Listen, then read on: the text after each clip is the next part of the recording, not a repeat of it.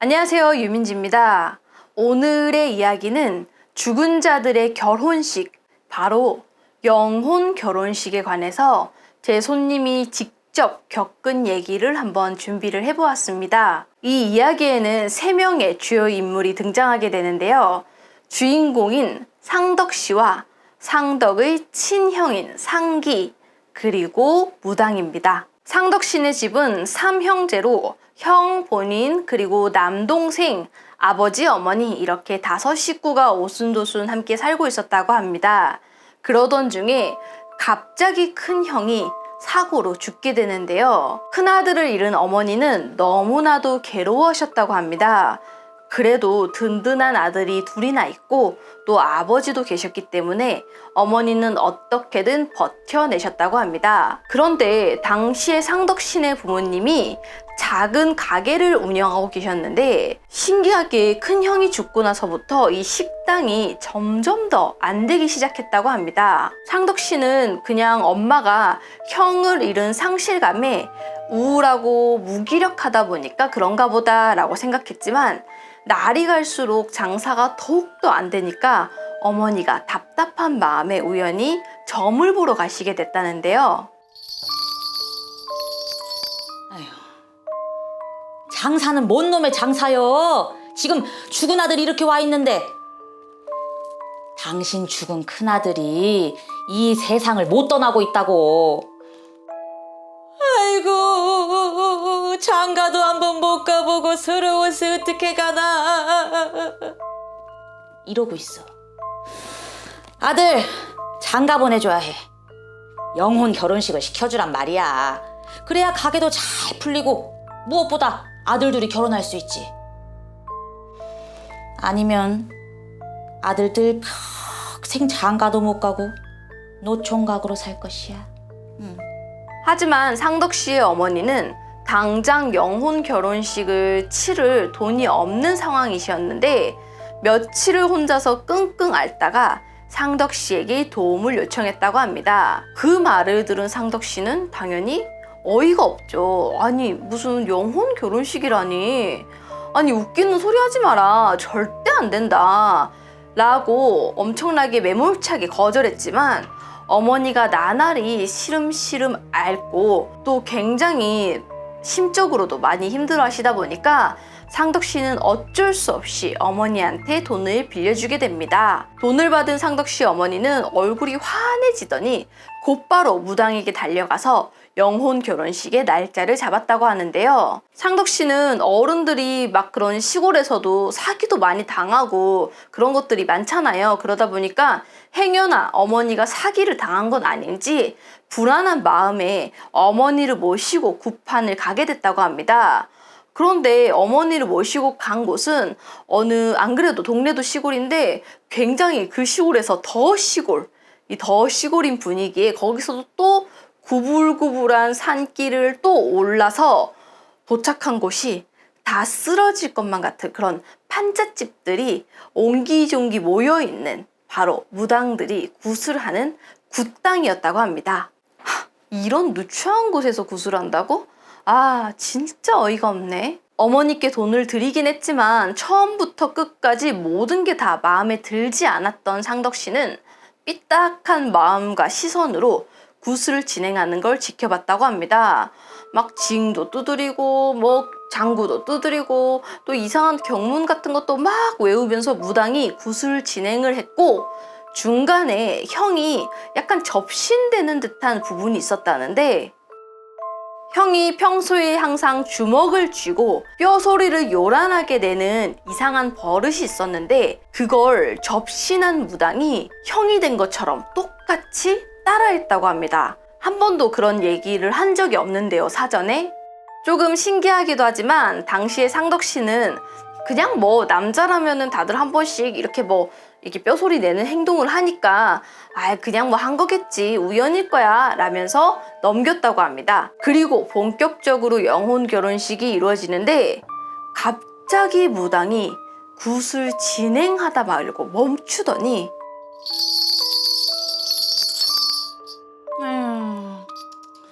니네 형이 눈이 높기도 무지하게 높구나. 데리고 온 여자가 키가 작아서 마음에 안 든대.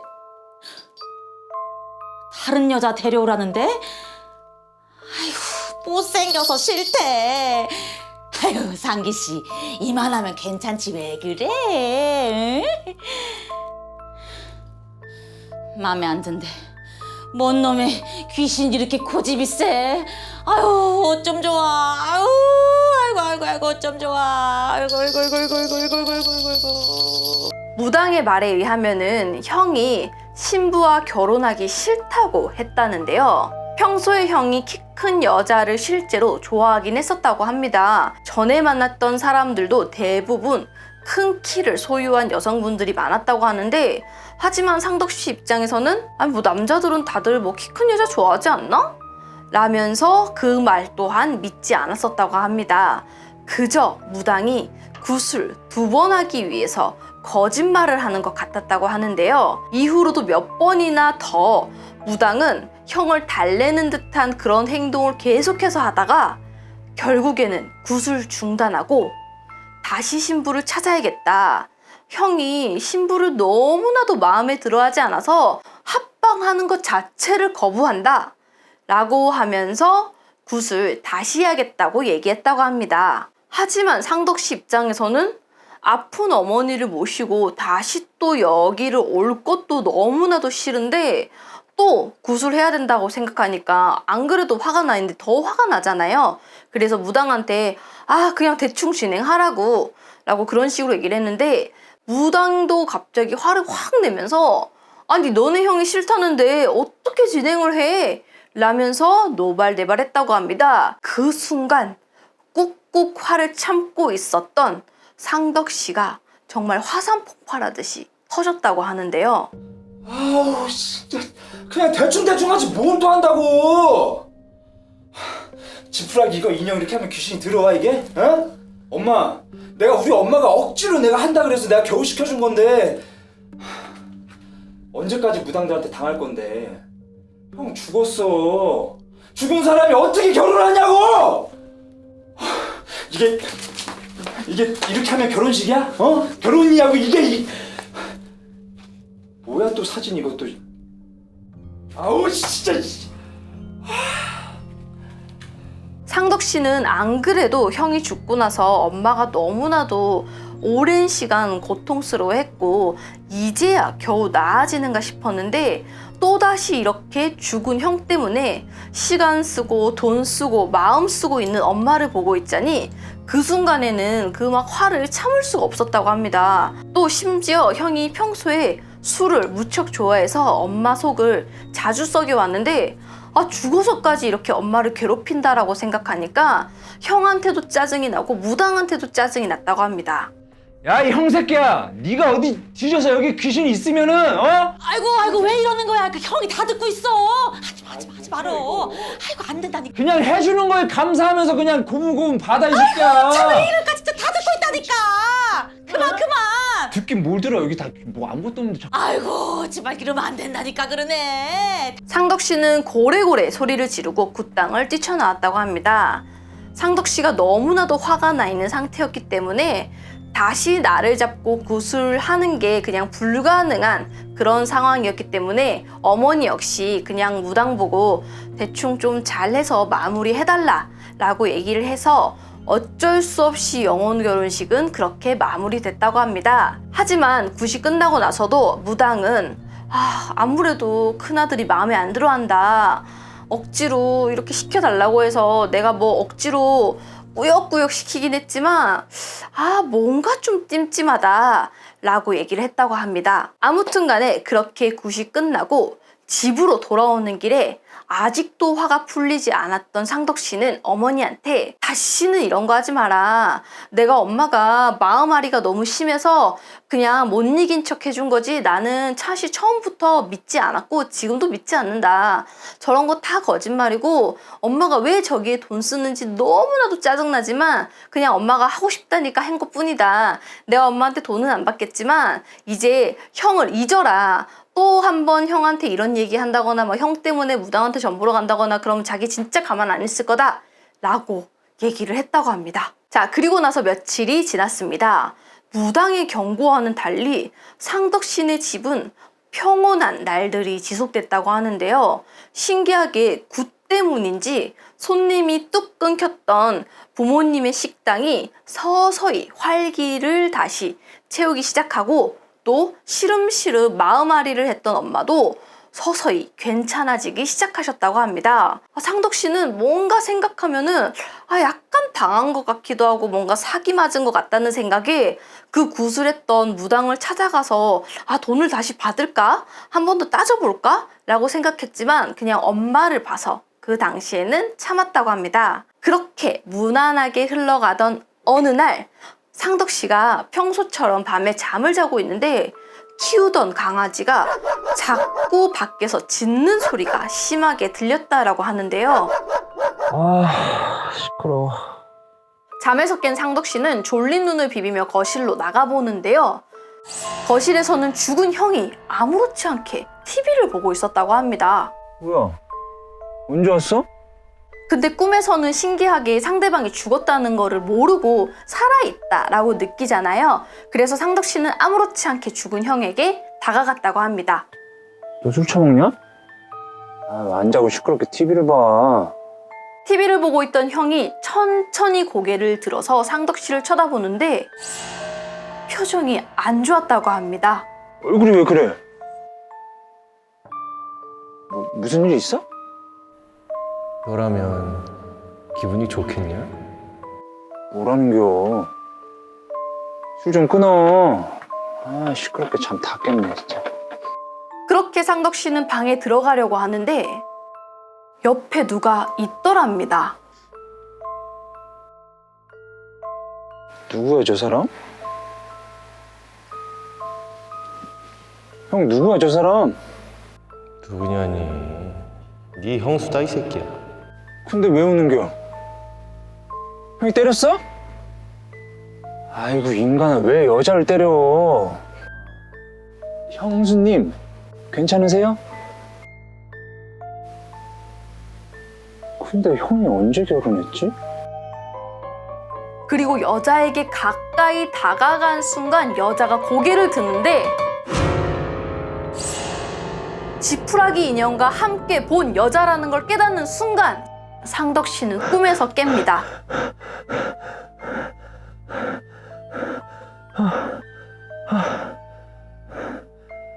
이게 무슨 꿈이야, 씨. 아우, 씨. 상덕 씨는 솔직히 너무 놀랐지만 그때 당시에 지푸라기 인형을 던지고 굿판에서 소란을 피웠던 그 찜찜한 기분 때문에 꾼 꿈이라고 생각을 했다는데요. 그날 이후로도 몇 번이나 더 꿈에 형이 나와서 막 거실에 앉아가지고 무심하게 TV를 보면서 술을 마시고 옆에는 여자가 막 얻어맞은 사람처럼 그냥 막 웅크린 채 울고 있는 그런 모습을 몇 번이나 더 보게 됐다고 합니다. 그러다가 또다시 꿈을 꿨는데 엄마, 안 주무세요? 뭐, 누구세요? 나를 풀어주세요. 나를 나를 놔주세요. 나를 안 놔주면 널 죽일 거야. 못생긴 거 어디 갔어? 못생긴 거 어디 갔어? 못생긴 거 어디 갔어? 못생긴 거 맞아야지. 못생긴 거 맞아야지.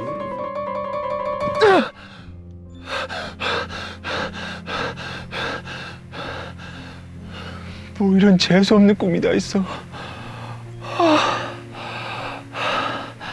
그런데 놀랍게도 그 꿈을 꾼 이후로 어머니의 멀쩡했던 다리가 갑자기 마비 증상이 오기 시작하면서 어머니가 밤에도 자주 다리가 저리다 라고 하시거나 이상하게 다리에 감각이 없는 것 같다 라고 얘기하셨다고 합니다. 근데 어머니를 모시고 병원에 가봐도 이상하다, 딱히 문제가 없는데 그냥 나이가 드셔서 그런 거니까 그냥 뭐 치료나 받으세요 라고 얘기를 했다고 하는데, 근데 되게 아무렇지 않다라는 병원과 달리 어머니는 점점 더 다리에 이런 마비 증상이 심해졌다라고 하는데요. 상덕 씨는 그냥 재수없는 꿈 때문은 아니겠지? 라고 넘기려고 했지만 어머니가 밤만 되면은 다리가 너무 아파서 잠을 잘 수가 없다 라고 하면서 불면증까지 시달리시는 걸 보고 여태까지 꿨던 꿈에 대해서 어머니한테 전부 다 사실대로 털어놓게 됩니다. 그제야 어머니는 깜짝 놀라시면서 왜 진작 말을 안 했냐며 다음 날이 되자마자 그 영혼 결혼식을 했던 무당을 찾아갔다고 하는데요.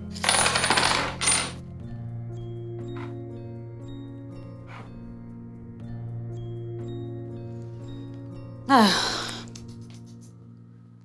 내 그때 그렇게 경고를 했잖아. 어?